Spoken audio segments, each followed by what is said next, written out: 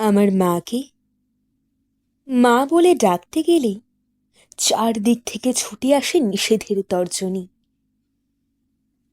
কিছুতেই বুঝতে পারি না কেন জন্ম দেয়নি মা, জননী জন্মভূমি আমার স্বদেশ নয়।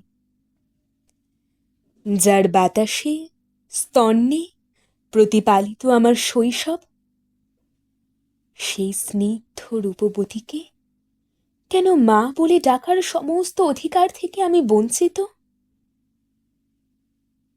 তাই জননী, জন্মভূমি বা স্বদেশের স্বাধীনতার কথা ভাবতে গেলেই বুকের ভেতরে একটা স্তব্ধ শূন্যতা খাঁ খাঁ করে ওঠে।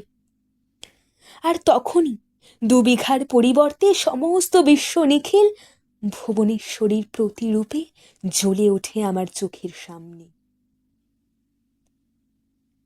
তার কোলে মাথা রেখে পা ডুবিয়ে তার মসৃণ বাতাসে গড়ে তুলি এক স্বর্গীয় সদন, আমার স্বদেশ, স্বরচিত জন্মভূমি।